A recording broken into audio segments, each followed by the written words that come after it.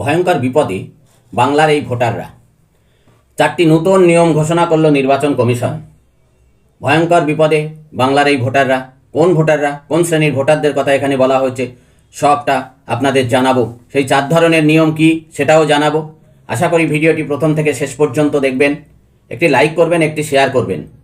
চ্যানেলে প্রথম হলে এই ধরনের আপডেট পাওয়ার জন্য অবশ্যই চ্যানেলটিকে সাবস্ক্রাইব করবেন, বেল আইকন বাজিয়ে রাখবেন এবং অল নোটিফিকেশান অন করে দেবেন।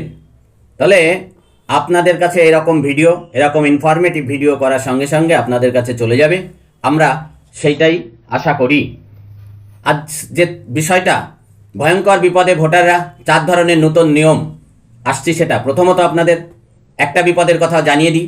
যে আপডেটটা আমাদের কাছে এসেছে, সেই আপডেটের প্রথমে একটি কথা জানিয়ে দিই। সেটা হলো বিএলও অ্যাপসে একটি গুরুত্বপূর্ণ নতুন একটা আপডেট এসেছে। সেই আপডেটটি নতুন ভার্সানটা হলো 9.04। এই 9.04 ভার্সানে একটি অপশান এসেছে, তার নাম হলো quality check of electorals photo. Quality check of electors photo এই অপশানের মাধ্যমে ভোটারের ছবিটা ঠিক আছে কিনা এটা যাচাই করবে বিএলওরা যখন যাচাই করবে, 2টি ফটো আসবে। আপনার পুরনো যে ফটোটা দেওয়া ছিল আগে, সেই ফটোটা আসবে, ভোটার লিস্টে যে ফটোটা দেওয়া রয়েছে সেটা, আর এই এনুমারেশন ফর্মে নতুন করে যে ফটোটা দিয়েছেন সেই ফটোটা। এবার দুটো ফটো দেখা গেল ঝাপসা হয়ে গেছে, পরিষ্কার নয়। এইবার এই অপশানের মাধ্যমে তারা কি করবে, আপনার ফটো তুলবে। এই অপশানের মাধ্যমে ফটো তুলে আপলোড নিউ ফটো অপশানের মাধ্যমে আপলোড করে দেবে। এইবার সমস্যা এখানে, এই যে অপশানটা দেওয়া হয়েছে, এই অপশানটা কিন্তু খুব খতরনাক। সাবধান থাকবেন। আপনাদের যদি এরকম কোনো কেস হয়, বিএলও যদি যায় আপনার বাড়িতে ফটো তুলতে, খুব সাবধান থাকবেন। যখনই আপলোড নিউ ফটো অপশানে টাচ করে আপনার ফটো তুলতে যাবে, তখন যদি ওই মোবাইল ক্যামেরাটি অন হয়ে যাবে। মোবাইল ক্যামেরা যদি রামশ্যাম যদুমধু যারই মুখ পাবে, ফেস অথেন্টিকেশনের মাধ্যমে স্বয়ংক্রিয়ভাবে তার ছবিটা আপনার জায়গায় আপলোড হয়ে যাবে একা। বিএলওর আর কিছু করার থাকবে না। এইটা সংশোধন করার বা এটা রিমুভ করে নতুন করে করার কোনো অপশান আসেনি। তাহলে কি খতরনাক দেখেছেন? তাই আপনার যদি কখনো এরকম করতে যায়, তাহলে বিএলওর সঙ্গে আগে কনসাল্ট করে নেবেন এবং সাবধান করবেন যে এরকম যেন না হয়। আর এই অপশনের মাধ্যমে ভুরি মানুষের এই ফটো ভুল হওয়ার সম্ভাবনা দেখা দিয়েছে। নাম একজনের, ছবি আর একজনের হয়ে যাবে এবং সে দায়ভার পরবর্তীতে এই নির্বাচন কমিশনই ভোটারদের উপরে চাপাবে। তাই আপনাদের প্রথম ইনফরমেশনটা দিয়ে রাখলাম যে আপনারা খুব সাবধান। দ্বিতীয়ত দেখা যাক কি বলা হয়েছে আজকের আপডেটে, যে কোন শ্রেণীর ভোটারদের খুব সমস্যা এবং 4টি কি নতুন নিয়ম বলা হয়েছে। দেখুন কি আপডেট এসেছে। ভোটারের ফর্মে লজিক্যাল ডিসক্রিপেন্সি বা তথ্যের অমিল পাওয়া গিয়েছে। আপনারা যে এনুমারেশন ফর্ম ফিল আপ করে জমা করেছেন, সেখানে এই লজিক্যাল ডিসক্রিপেন্সি বা তথ্যের অমিল পাওয়া গিয়েছে। এই বিপুল সংখ্যক ভোটারকে চিহ্নিত করে শুনানির নির্দেশ দিয়েছে নির্বাচন কমিশন। এই ভোটারদের চিহ্নিত করতে বলা হয়েছে এবং শুনানির নির্দেশ দেওয়ার কথা বলা হয়েছে। মঙ্গলবার জেলা নির্বাচনী আধিকারিকদের সাথে ভিডিও কনফারেন্সের মাধ্যমে হিয়ারিংয়ের পরবর্তী পদক্ষেপ নিয়ে আলোচনা করেন নির্বাচন কমিশন। চিহ্নিত 95 লক্ষ ভোটারের কাছে দ্রুত শুনানির নোটিশ পৌঁছে দেওয়া এবং কঠোর যাচাই প্রক্রিয়া সম্পন্ন করতে তৎপরতা শুরু করা হয়েছে। নির্ভুল ভোটার তালিকা নিশ্চিত করাই কমিশনের মূল লক্ষ্য। তাহলে আপনারা শুনলেন যে এই যে লজিক্যাল ডিসক্রিপেন্সির আন্ডারে 95 লক্ষ ভোটার রয়েছে, তাদের শুনানির নোটিশ প্রস্তুত, এগুলো দ্রুত পৌঁছে দিতে বলা হয়েছে এবং তাদের হিয়ারিং শুরু করতে বলা হয়েছে। এবং বলা হয়েছে যে 1 ফেব্রুয়ারির 1 তারিখের মধ্যে এই 95 লক্ষ ভোটারের আপনার হিয়ারিং কমপ্লিট করতে হবে, এমনটাই বলা হয়েছে নির্বাচন কমিশনের তরফে।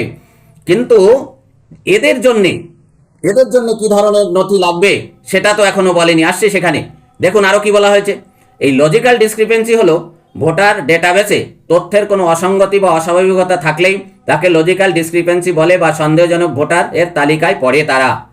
তাহলে এই যে ভোটার ডেটাবেসে, অর্থাৎ আপনার 2002 সালের ভোটার তালিকার সঙ্গে 2025 সালের ভোটার তালিকা মিলানো হবে। সেই মিলানোর পরে, ম্যাপিংয়ের পরে এই ডেটাবেসে ওনারা যে যন্ত্র ব্যবহার করছেন, এআই যন্ত্রের মাধ্যমে যাচাই করার পরে যাদেরকে দেখা যাচ্ছে এটা হতে পারে না, সেই রকম যুক্তিপূর্ণ নয়, সেই লোকে লজিক্যাল ডিসক্রিপেন্সির আন্ডারে ফেলা হয়েছে।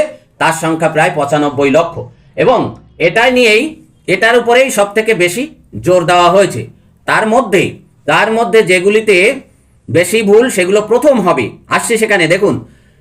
তাহলে লজিক্যাল ডিসক্রিপেন্সি নিশ্চয়ই বুঝতে পারলেন যে এইখানে এই যন্ত্রে ধরেছে, কিন্তু এই যন্ত্রে যে ভুল ধরেনি এ কথাই বা কে বলবে? যন্ত্র তো ভুলও করতে পারে। প্রধানত 4টি প্রধান কারণে একজন ভোটারের নাম এই সন্দেহের তালিকায় আসতে পারে। 4টি প্রধান কারণে একজন ব্যক্তির নাম এই সন্দেহের তালিকায় আসতে পারে। সেই প্রধান কারণ 4টি কি? যদি দেখা যায় যে একজন ব্যক্তির সাথে পিতা বা মাতার হিসেবে 6 জনের বেশি ভোটার লিঙ্ক করা আছে, তাহলে দেখলেন পিতা 1 জন, সন্তান 6 জন, একজনকে পিতা দেখিয়ে 6 জন এনুমারেশন ফর্ম ফিল আপ করেছে, তাহলে সেটা সন্দেহের তালিকায় আসবে, এটা স্বাভাবিক। এবং সেই সংখ্যা 2-1-10,000 নয়, 24 লক্ষ, প্রায় 24 লক্ষ সেই সংখ্যা। তাদের হিয়ারিংটা আগে করবার জন্য বলেছে নির্বাচন কমিশন। দ্বিতীয়ত, বাবা মায়ের বয়সের সাথে সন্তানের বয়সের পার্থক্য যদি 15 বছরের কম হয়, বাবার সঙ্গে সন্তানের বা মায়ের সঙ্গে সন্তানের বয়সের পার্থক্য যদি 15 বছরের কম হয়, 15 বছরের কম হলে কি করে সন্তান হয়, বিয়ে হলো কয় বছরে, এরকম যদি হয় তাহলে তাকে লজিক্যাল ডিসক্রিপেন্সির আন্ডারে ফেলা হয়েছে। অর্থাৎ আমাদের নোবেলজয়ী অমর্ত্য সেনের এই পর্যায়ে পড়েছেন, অর্থাৎ অমর্ত্য সেনের মাকে দিয়ে লিঙ্ক করিয়েছেন। যেহেতু নিজের কোনো ভোট ছিল না 2002 সালে, তাই অমর্ত্য সেনের মাকে 2 সালের ভোট ছিল, সেটা দিয়ে লিঙ্ক করিয়েছেন। এখন দেখা যাচ্ছে মা ছেলের বয়সের পার্থক্য 15 বছরের কম। তৃতীয়ত, বাবা মায়ের সাথে সন্তানের বয়সের ব্যবধান 50 বছরের বেশি হলে, বাবা এবং মা তার থেকে সন্তানের বয়স যদি 50 বছর বেশি হয়, তাহলে সেটা কি হবে? সেটা লজিক্যাল ডিসক্রিপেন্সি হবে। সেগুলো তো যাচাই করতে হবে, কারোর ভুলও হতে পারে, সেই জন্যই যাচাই প্রক্রিয়া। লাস্ট, চতুর্থ, 2002 সালের পুরনো তথ্যের সাথে বর্তমান ভোটার কার্ডের নাম বা বাবার নামের বানানে বড় কোনো অমিল থাকলে তা লজিক্যাল ডিসক্রিপেন্সি হিসাবে গণ্য হবে। 2002 সালে ভোটার লিস্টে নাম থাকা মানে নিজের নাম, সেটার জন্য নাম বলা হয়েছে। নিজের নাম যদি থাকে বা বাবার নামের বানানে বড় কোনো অমিল, নিজের নাম হোক, বাবার নাম হোক, মায়ের নাম হোক, বড় ধরনের কোনো অমিল যদি খুঁজে পাওয়া যায়, সেক্ষেত্রে সেটা লজিক্যাল ডিসক্রিপেন্সির আন্ডারে পড়বে, সেইগুলো যাচাই হবে। তাহলে এই যে 4টে লজিক্যাল ডিসক্রিপেন্সির কথা বললাম, এই 4টে মিলে হলো প্রায় 95 লক্ষ, এবং তাদের হিয়ারিংটা 1 ফেব্রুয়ারির মধ্যে শেষ করতে নির্বাচন কমিশন বলছে।